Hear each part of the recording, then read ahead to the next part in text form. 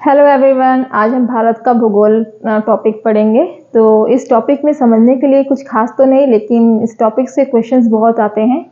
तो हम सबसे पहले भारत के भूगोल में सबसे पहले भारत का पुराना नाम किस किस नामों से जाना जाता था ये पता करेंगे। तो इसको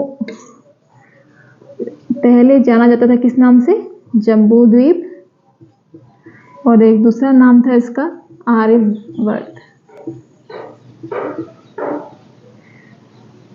तो इन दो नामों से जाना जाता था। ये भारत का पुराना नाम है, और नए नाम तो आप जानते ही हैं, भारत है, हिंदुस्तान है और इंडिया नाम से जानते हैं इसको। तो इसका अक्षांशीय विस्तार सबसे पहले देखते हैं। तो ये इसके जो सबसे उत्तरी सीमा है वो क्या है? 37 डिग्री 6 मिनट उत्तरी अक्षांश। उत्तरी अक्षांश से शुरू होता है, और इसका दक्षिणी विस्तार है, इसका दक्षिणी विस्तार है 8 डिग्री 4 मिनट उत्तरी अक्षांश। तो ये दोनों जगह उत्तरी अक्षांश इसलिए क्योंकि भारत जो है वो किस में पड़ता है, किस गोलार्ध में पड़ता है? भारत पड़ता है आपका पूर्वी और उत्तरी गोलार्ध में। गोलार्ध समझ रहे हैं, जहाँ पे भूमध्य रेखा पृथ्वी को 2 बराबर भागों में बांट रही है, और ये 0 डिग्री देशांतर रेखा जो है पूर्वी और पश्चिमी गोलार्ध में भारत को पूरे पृथ्वी को बांट रही है। तो हमारा भारत जो है वो कहाँ पड़ता है? वो पड़ता है उत्तरी और पूर्वी गोलार्ध में पड़ता है।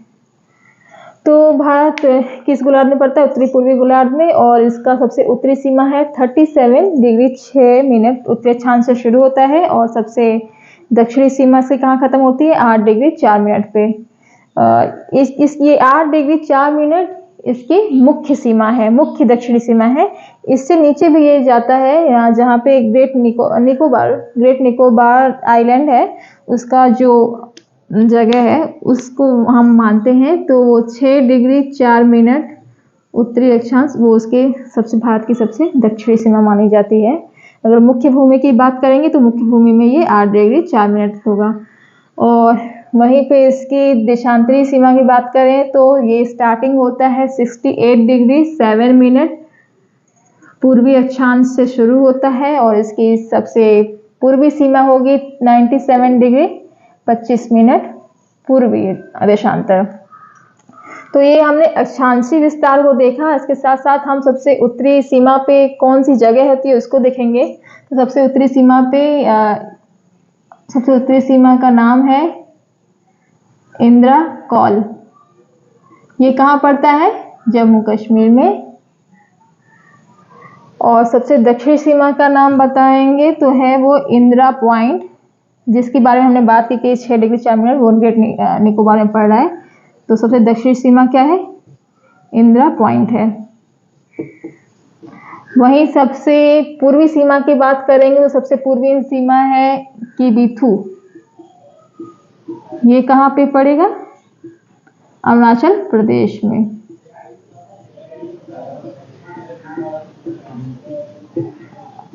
और सबसे पश्चिमी सीमा का नाम क्या है? गौहर माथा।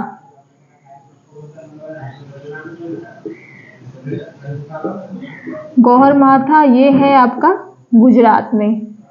तो हमने इसकी सीमाओं को देखा, सबसे उत्तरी पूर्वी और दक्षिणी सीमाओं को। अब इसका जो है विस्तार कितना है, कितने किलोमीटर है ये पूरब से पश्चिम, उत्तर से दक्षिण। तो उत्तर से दक्षिण आप देखेंगे इसको, तो इसका विस्तार है, यहाँ से स्टार्टिंग है इसकी, और सबसे उत्तर से दक्षिण में इसकी सीमा है कितनी? 3214 किलोमीटर, 3214 किलोमीटर है। और वही बात करेंगे इसकी उत्तर से लेके पूरब से पश्चिम सीमा तक कितना इसका वो है विस्तार है? 2933 किलोमीटर इसका पूरब से पश्चिम तक विस्तार है। और 3214 किलोमीटर कितना कहाँ पे है? यह है उत्तर से लेके दक्षिण तक। तो एक बात और, तो हमने क्या देखा? भौगोलिक स्थिति देख ली कि ये कैसे पड़ता है, उत्तरी और पूर्वी गोलार्ध में पड़ता है। और स्थलीय सीमा की बात करें तो स्थलीय सीमा जैसे कि स्थल से वो इसकी सीमा कितनी है पूरी, तो ये है आपका 15,200 किलोमीटर। और हम बात करेंगे तटीय सीमा की। तो स्थल सीमा मतलब कि जो जो स्थल से जुड़े पूरी जगह जो है उसको अगर हम देखते हैं तो स्थलीय सीमा इसकी 15,200 किलोमीटर है। और इसकी तटीय सीमा यानी ये जल से कितना प्रदेश लगता है उसकी अगर हम सीमा को मापेंगे तो इसका कितना आता है 7,516 किलोमीटर।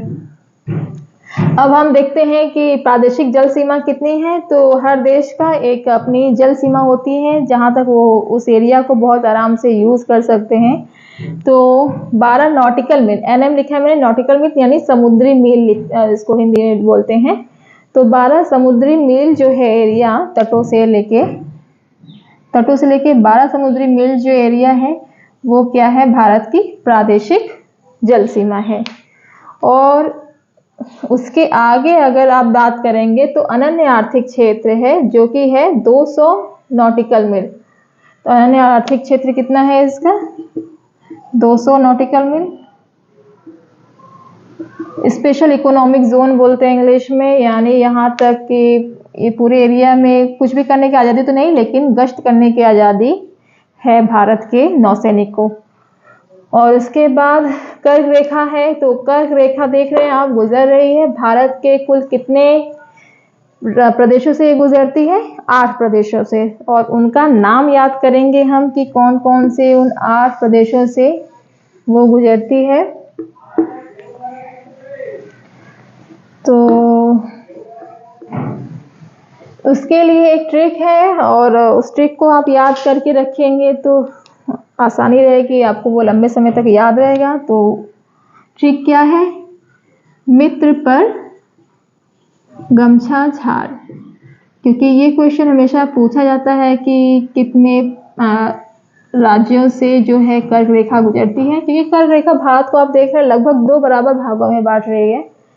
तो उन प्रदेशों का नाम याद करना है। तो सबसे मित्र से मी है, इसका मी से क्या आपका आएगा मिजोरम। मैं आपको ये ट्रिक बता रही हूँ ताकि आपको कर्क रेखा भारत के किन किन प्रदेशों से गुजरे वो याद रहे। तो मित्र से मिजोरम, त्र से त्रिपुरा, प से पंजाब, र से राजस्थान, ग से गुजरात, म से मध्य प्रदेश,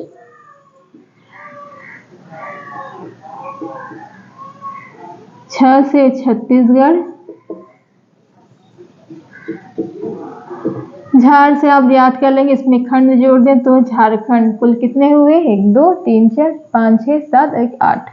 तो कुल 8 प्रदेशों से जो है कर्क रेखा भारत से गुजरती है। तो अब उसके बाद भारत में आपको ऑलरेडी पता होगा कि कितने देश हैं, सॉरी कितने प्रदेश हैं।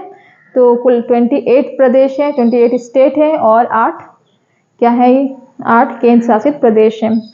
तो केंद्र शासित प्रदेशों के बारे में सबसे ज़्यादा हम जानेंगे पुदुचेरी के बारे में कि पुदुचेरी में ऐसा क्या खास है। क्योंकि पुदुचेरी जो है वो किसी एक जगह नहीं है, वो 3 राज्यों में फैला हुआ है और तीनों राज्यों में उसका थोड़ा अलग अलग नाम है, तो हम उसको जानेंगे। तो पुदुचेरी जो है केंद्र शासित प्रदेश, केरल की सीमा में उसको क्या नाम है माहे, माहे है केरल की सीमा में पड़ता है। यनम है वो आंध्र प्रदेश में पड़ता है। और कराईकल और पुदुचेरी ये 2 हैं, ये कहाँ पे हैं, ये तमिलनाडु के स्टेट में पड़ते हैं। तो अब हम और क्या जानेंगे, देखें आप 82.5 डिग्री पूर्वी देशांतर जो है वो भारत को कितने 5 प्रदेश से गुजरता है, जिसके बारे में हम कल बात कर चुके हैं। और ये इसको भारतीय मानक समय यानी इसके ये जो 82 डिग्री पूर्वी देशांतर को है वो भारतीय मानक समय माना गया है, इसके स्थानीय समय को।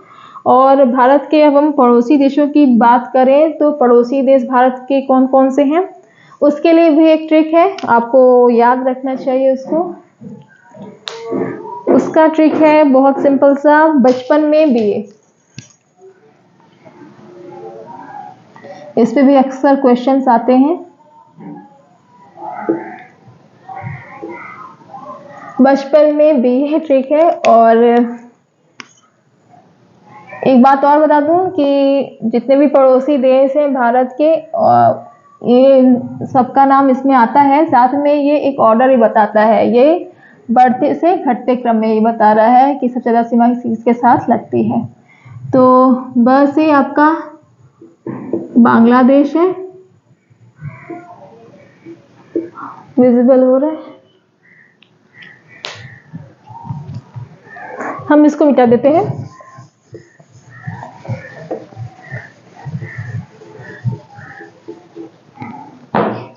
तो ब से आपका क्या आएगा, बांग्लादेश। च से आपका चीन। प से आपका क्या आएगा, पाकिस्तान। न से आपका नेपाल। मे से आपका म्यांमार।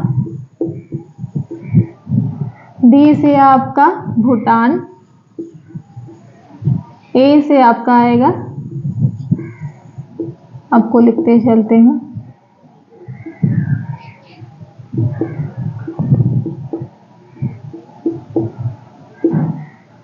ए से आपका आएगा अफगानिस्तान।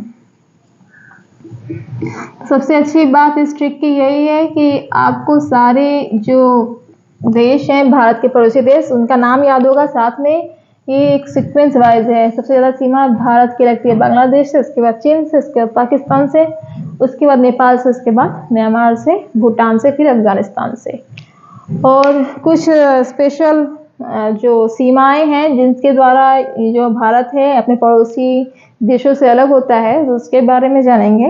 तो भारत जो बांग्लादेश से आपको अलग होता है, तो वो त्रिपुरा 0 डिग्री, त्रिपुरा शून्य रेखा से अलग होता है, क्योंकि त्रिपुरा तीनों ओर से घिरा हुआ है, किससे, बांग्लादेश से। तो त्रिपुरा शून्य रेखा से ये अलग होता है। और चीन से जो अलग होता है तो उसको क्या नाम देते हैं, सॉरी, डुरंड रेखा, सॉरी, चीन से जो भारत की सीमा अलग होती है किसके द्वारा होती है, मैकमोहन रेखा। पाकिस्तान से अलग होने की जो रेखा है उसको क्या बोलते हैं, रेड क्लिफ रेखा।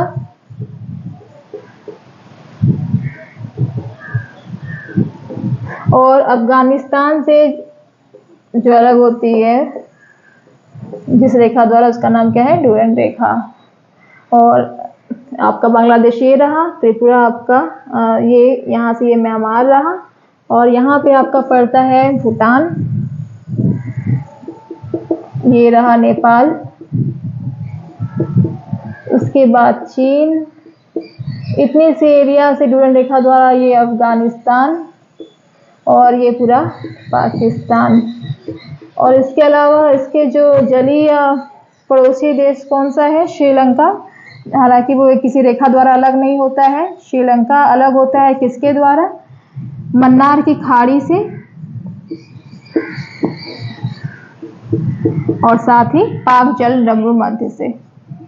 इन दोनों के द्वारा जो है श्रीलंका भारत से अलग होती है। तो हम लोगों ने आज मोटा मोटा भारत के बारे में जाना, तो अगली क्लास में हम उसके आगे पढ़ेंगे। Thanks for watching.